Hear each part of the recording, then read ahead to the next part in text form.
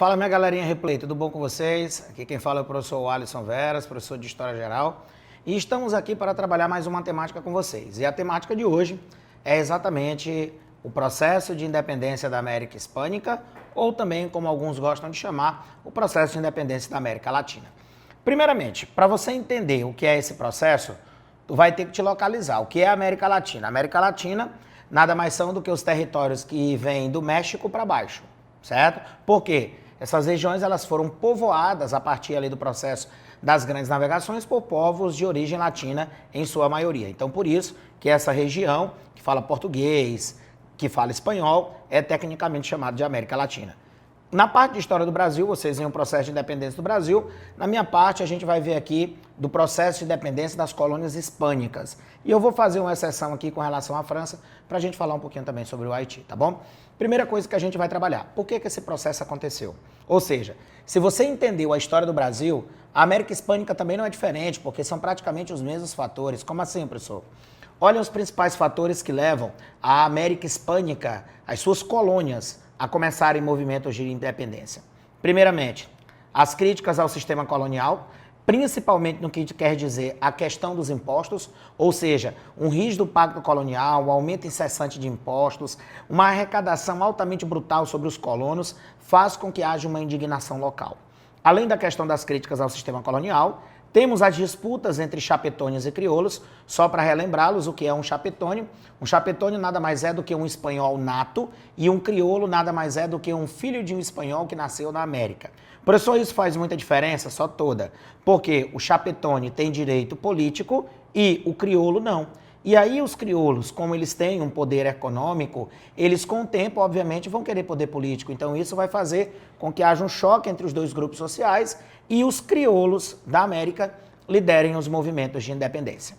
Terceiro ponto, difusão das ideias iluministas, né? Ideias liberais de liberdade, igualdade, são sempre importantes dentro desse critério. E dois movimentos que vão estimular o restante da América. O processo de independência dos Estados Unidos, a primeira colônia a se tornar livre no continente americano, e é a libertação de uma colônia que se tornou livre de um país forte. Ou seja, os Estados Unidos tornaram-se livres somente da Inglaterra. Então, o restante da América olhou e disse, pô, se os Estados Unidos tornaram-se independentes da maior potência mundial, a gente também pode se tornar livre da Espanha. Então, começa a estimular. E ainda temos também um processo de independência do Haiti, um movimento popular e negro, que vai acontecer ali na região da Ilha de Santo Domingo e que vai ser responsável também pelo primeiro país, primeiro território a surgir na região da América Latina de forma livre, tá bom? E as três últimas características de fatores que estimulam a independência na América Latina. A Revolução Francesa, com a destruição das práticas absolutistas, e aí se tu destrói absolutismo, o colonialismo vai junto. A Revolução Industrial, porque a Inglaterra vai estar no pano de fundo desses movimentos de independência, porque a Inglaterra quer o fim do pacto colonial. E quanto mais pactos coloniais forem quebrados, melhor para a Inglaterra, que mais mercados consumidores ela adquire. E a pá de cal, a grande era napoleônica, porque Napoleão invade o território da Espanha, e no momento que ele invadiu o território espanhol, Napoleão Bonaparte provocou uma verdadeira guerra civil na Espanha, desorganizando todo o sistema colonial espanhol e favorecendo o pipoco de movimentos revolucionários na América, gerando exatamente a independência dessas regiões. Então vocês observem, meninos, a quantidade de fatores que fazem com que, na transição do século XVIII para o século XIX, uma série de movimentos pró-independência na América Latina comecem a acontecer. E aí eu vou dividir esses movimentos para vocês em três grupos, né? Vou falar do México, ali na região da América do Norte, falarei da América Central e Caribe, e depois eu venho para a América do Sul para a gente trabalhar exatamente essa extensão de movimento. No México, meninos, nós vamos ter dois movimentos de independência em momentos diferentes. A gente vai ter um movimento em 1810 e em 1821. O movimento de 1810, ele é um movimento de caráter popular e rural, e que foi brutalmente massacrado pela Espanha. Então, o primeiro movimento, a primeira tentativa de independência do México, ele é um movimento de caráter rural popular, comandados por Miguel Hidalgo e o Padre Morelos. Vicente Guerreiro também esteve no meio do processo, mas que, por não ter o apoio de uma elite local, esse movimento ele foi brutalmente derrotado e destruído pelas elites metropolitanas. Mas, cerca de uma década depois que o movimento rural popular foi destruído, Em 1821, a gente vai ter o grupo de crioulos patrocinando o grande movimento de independência do México. Agora, o movimento de independência do México é interessante porque você vai ter os crioulos em parceria com um chapetone. Como assim, professor? Os crioulos, eles fizeram uma proposta. Para quem? Para Agustín Iturbide. Professor, quem era esse cara? Agustín Iturbide, ele era general espanhol, enviado pela coroa espanhola para simplesmente impedir movimentos de libertação aqui na América. E aí o que acontece? Os crioulos mexicanos chegaram para o Agustín e jogaram a proposta. Qual foi a proposta? Agustín, lidera as tropas para a independência do México e você tornará-se o nosso líder. O Agustín aceitou e aí de um líder contra a revolução passa a ser um líder revolucionário. Em 1821, Agustín Iturbide une-se a Vicente Guerreiro e outros crioulos da região e simplesmente é formulado o Plano de Iguala. Professor, o que é o Plano de Iguala? É o documento que proclama a independência mexicana, ou seja, é como se fosse a declaração de independência lá para os Estados Unidos, que é o que oficializa a independência do país. Pois é, pois o Plano de Iguala é como se fosse aquela declaração de independência norte-americana, perfeito? E esse plano, o que é que ele determina? A igualdade de direitos, característica iluminista, supremacia da religião católica, né? E o respeito à propriedade privada e à instituição de um governo monárquico. Olhem aí, Agustín Iturbide passa a ser imperador mexicano, com o título de Agustín I. Só que tem um detalhe. O Império Mexicano ele foi fundado, só que esse Império Mexicano ele demora pouquíssimo tempo. Por quê? Ele é fundado em 1821 e desaparece em 1824, porque um levante republicano, comandado pelos crioulos, pelos grandes latifundiários locais, indignados com a total centralização do governo de Agustín I, depõe o imperador Agustín, fazendo com que a monarquia e o Império Mexicano sejam derrubados e proclamam a República no México, tendo Guadalupe Vitória como seu primeiro presidente. Ou seja, o Império Mexicano ruiu muito rápido. O choque entre os latifundiários, entre a elite local e o chapetone, né, Agustín Iturbide, faz com que a elite local deponha o imperador e uma república de caráter latifundiário, uma república rural, uma república comandada pela elite crioula local, faz com que a partir desse momento o México destrua o império e monte-se uma estrutura republicana. Então, para você ver como o Império Mexicano ele durou pouquíssimo tempo. Somente de 21 até 24, quando em 1824 derrubou-se Agustín I, destruiu-se o sistema imperial e montou-se a primeira República Mexicana, tendo exatamente Agustín Iturbide como um cara que sai e Guadalupe Vitória como o primeiro presidente da história mexicana. Obviamente, um presidente ligado aos grupos latifundiários. Perfeito? Então, para vocês verem como é que foi o processo evolutivo do México. Olhem aí, galera, o tamanho que era o México. O México começava, ó, lá em cima na Califórnia. Isso tudo aqui, ó, vindo da Califórnia, passando pelo Novo México, Texas, vindo até a região bem próxima à América do Sul. Tudo isso aqui, ó, que eu estou grafando, é exatamente o que fazia parte do Império Mexicano. Só que tem um detalhe, galera. Vocês estão vendo que o México ele pega os atuais territórios mexicanos, parte dos territórios do México foram incorporados pelos Estados Unidos posteriormente, mas o México também, ó, tem a América Central, certo?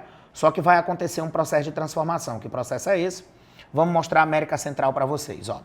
A América Central, inicialmente, ela era unida ao México. É só tu olhar o mapa, ó. A América Central aqui, ó, toda unida ao México. Só que quando o Império Mexicano rompeu em 1824, proclamando uma república, a região da América Central e do Caribe também começou a organizar movimentos de independência. E em 1824, aproveitando a ruptura do Império Mexicano, a região da América Central separa-se do México, montando exatamente o que eles chamaram de as Províncias Unidas da América Central. Ou seja, a América Central era um país único. Está aqui a bandeira, né? Províncias Unidas del Centroamérica. Então você percebe aqui toda a estrutura, a organização dessa estrutura que foi montada com a ruptura do Império Mexicano e a organização dessas Províncias Unidas da América Central. Só que um detalhe. Essas províncias da América Central foram criadas em 24, mas em 38 essas províncias se fragmentam. Por quê, professor? Meus filhos, pressão americana, pressão inglesa, desentendimento entre as elites locais fazem exatamente com que essa região que estava centralizada se descentralize e simplesmente promova um processo de fragmentação, gerando a ruptura e provocando o surgimento de vários países, como, por exemplo, Guatemala, Honduras, El Salvador, Nicarágua e Costa Rica, que são exatamente os primeiros 5 países que vão romper dessa estrutura que foi montada no ano de 1824. Ou seja, a unidade da América Central, ela nem debutou, apenas 14 anos de existência. E em 1838, essa província ela é desarticulada e com a desarticulação houve a fragmentação, gerando exatamente a ruptura, provocando o surgimento dos ditos países que eu citei abaixo. Só que a observação, vem para cá. Está aqui a região da América Central, né? É o que a gente chama de América Central e Caribe. Aqui, nessa parte mais do mapa onde eu estou marcando, vocês estão vendo os primeiros países que vão nascendo, né? Guatemala, El Salvador, Honduras, Nicarágua, Costa Rica. E aí, com o tempo, no final do século XIX, né? Você vai ter o restante dos movimentos pró-independência que vão libertando todas as regiões aqui da América Central e Caribe, tá bom? Mas tem uma região aqui que é bem interessante. Qual é essa região? O Haiti. O Haiti era uma colônia francesa, mas que no final do século XVIII, por conta dos movimentos revolucionários da Revolução Francesa, iniciou um movimento pró-independência. Um movimento pró-independência de caráter negro e popular, que varou o final do século XVIII, chega até o século XIX, e que no ano de 1803 consegue obter algumas vitórias sobre os exércitos franceses na América, fazendo com que ali na transição de 1803 para 1804, Napoleão Bonaparte, já ele, oficializasse a independência do Haiti. Ou seja, o Haiti oficialmente é o segundo país a se tornar livre na América, o primeiro dessa região da América Latina e o primeiro com característica popular e negra. Ou seja, é um movimento completamente diferente de todos os outros que vocês já viram. Então, muito cuidado e observação com essa independência do Haiti. Saímos da América Central e chegamos na América do Sul. Dando alguns exemplos aqui da América do Sul, já que são vários países, então vamos mostrar para vocês como é que foi esse movimento. O Paraguai teve um movimento autônomo praticamente, né? Chefiado por um crioulo chamado de Gaspar de França, que em 1813 proclama a independência paraguaia. O Paraguai se fechou um pouquinho com relação ao restante da América. No caso do Uruguai, o Uruguai nasceu um pouco tardiamente, já no final da década de 20, 1828, após uma guerra chamada de Guerra da Cisplatina, que é uma disputa entre Brasil e Argentina pelo território, mas que ao final opta-se exatamente por criar-se a República Oriental do Uruguai. A Argentina proclamou sua independência em 1816, mas de fato só se concretiza a partir dos êxitos militares de 2 crioulos, Manuel Belgrano e San Martín, que são exatamente os 2 grandes líderes do movimento de independência da Argentina. No caso, o San Martín é uma figura histórica fundamental. Por quê? San Martín, saindo da Argentina, comandou cerca de 5.000 homens em uma força militar batizada com o nome de o Exército dos Andes. E essa força militar de mais de 5.000 pessoas marcha pela cordilheira, chega no Chile e com o apoio aqui de Bernardo O'Higgins, a fusão das forças militares de San Martín e Bernardo O'Higgins faz com que no final da década de 1810, mais basicamente ele por volta de 1818, 1819, o Chile conquiste a sua independência. E aí, meninos, depois que o O'Higgins e que o San Martín, eles libertam exatamente o Chile da dominação espanhola, eles começam a subir a América do Sul, chegando exatamente até onde? Ao Peru. E aí, meninos, por que que o San Martín, por que que o O'Higgins foram até o Peru? Porque o Peru era o centro de maior resistência da Espanha na América. Ou seja, derrubando a resistência espanhola na América, você tornaria o continente de fato livre. E aí, resultado, né? O San Martín, junto com o Bernardo O'Higgins, e apoiado por o Lord Cochrane, né, que é o cara que inclusive vai ser importante até na independência do Brasil, né? O Lord Cochrane, ele era uma espécie de quê, professor? Ele era uma espécie de um cara contratado, ou seja, ele era um mercenário que simplesmente você pagava e ele ia ali com a sua força naval e auxiliava. E aí o San Martín, o Bernardo O'Higgins contrataram exatamente o Lord Cochrane e eles fazem o cerco, fazendo com que em 1821 a cidade de Lima, no Peru, fosse tomada. Agora, uma coisa interessante, meninos.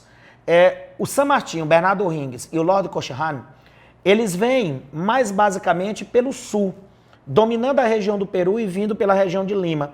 Já o Simón Bolívar, apoiado pela Inglaterra e pelos Estados Unidos, que querem a quebra de pactos coloniais, eles vêm mais pelo norte. E aí eles vão libertando regiões como Venezuela, Colômbia e Equador. São dois movimentos que estão vindo em lados opostos, e esses dois movimentos que estão vindo de lados opostos encontram-se aonde? Exatamente no Peru. E ali, San Martín, Simón Bolívar e outros integrantes desse movimento começam, de fato, a última grande batalha. A batalha que gerará a independência do Peru. E essa batalha que gerará a independência do Peru acontecerá no ano de 1824, quando o general Sucre, né, que era um dos comandados de Bolívar, consegue vencer toda a resistência espanhola no Peru na grande batalha de Ayacucho. E aí, com a vitória em Ayacucho, de fato, o Peru, a maior zona de resistência espanhola na América, cai. E a gente pode oficialmente dizer que todo o domínio espanhol na América vai por água abaixo. Galera, e observem os grandes nomes que eu citei aqui para vocês. San Martín, Simón Bolívar, o general Sucre, Bernardo O'Higgins. Esses caras, eles são crioulos, organizaram um movimento chamado de o Exército dos Andes, e eles, para a história, passam a receber um apelido. Eles são chamados de os Libertadores da América. Ou seja, a competição internacional de países que nós temos hoje, né, a famosa Libertadores, que é o sonho de todo time aqui do Brasil, é uma homenagem a esses caras que tornaram livre a região da América do Sul. O certo, meninos, é que as independências foram oficializadas. E agora a gente vai ter que reestruturar os estados. O que é que acontece? No ano de 1826, a gente vai ter uma conferência onde Simón Bolívar convidou todos os recentes países livres para um debate. Qual era o debate, professor? O Simón Bolívar, ele tinha um sonho e uma ideia. Qual era uma ideia? A criação de uma confederação pan-americana, ou seja, a ideia do bolivarismo. Professor, o que é essa ideia do bolivarismo? O Simón Bolívar, qual é o grande sonho dele? É unir a América, fazer com que haja uma América forte, exatamente para que essa América forte ela não possa sofrer influência de países estrangeiros e possa autonomamente se desenvolver. Ou seja, é uma ideia espetacular para que uma América forte cresça. Só que esse sonho esbarrou. Esbarrou em quem, professor? Esbarrou nas elites crioulas, que começaram a entrar em choque pelos poderes locais. Esbarrou na interferência americana e na interferência inglesa. Por quê, professor? Meus filhos, Estados Unidos e Inglaterra vão usar um ditado bem importante para a América. Qual é o ditado? Quanto pior, melhor. Como assim, professor? Quanto mais pobre, mais miserável for o país, melhor para dominar. Então, para que a Inglaterra e Estados Unidos querem uma América forte? Não tem interesse. Então, como eles não têm interesse, eles simplesmente pressionarão as elites locais, fazendo com que essas elites locais não aceitem a ideia bolivariana, e a ideia simplesmente do bolivarismo, ela vai por água abaixo. Então, galera, fatores que interferiram na grande divisão política, né, que é para a gente encerrar esse tópico. O isolamento geográfico das regiões dificultou. A diversificação populacional é outra complicação para essa confederação pan-americana. A divisão administrativa colonial, que já separou desde o início as áreas, e uma ausência de integração econômica do continente. Somado às divergências dos crioulos e à pressão anglo-americana, é o que faz com que o sonho do bolivarismo fracasse. E, professor, com o fracasso do sonho do bolivarismo, o que é que vai sobrar para a América? Pois vamos lá, galera. Olhem aí, ó, o mapa, bem resumido, de uma América livre. E quais são as consequências que nós vamos ter de tudo isso? Consequências. Após o fracasso da Conferência do Panamá, como eu falei para vocês, a América Latina fragmentou-se politicamente em quase 2 dezenas de pequenos estados soberanos, governados por uma aristocracia crioula, e que simplesmente essa aristocracia ela toma o poder, exclui a maior parte da sociedade e não tem nenhum tipo de notoriedade internacional. Esses países basicamente são países de caráter agroexportador. A emancipação e a divisão política latino-americana segue-se de uma nova dependência em relação à Inglaterra. O que é que significa isso? Os países latino-americanos tornaram-se dependentes da Espanha, mas agora economicamente serão totalmente dominados pela Inglaterra.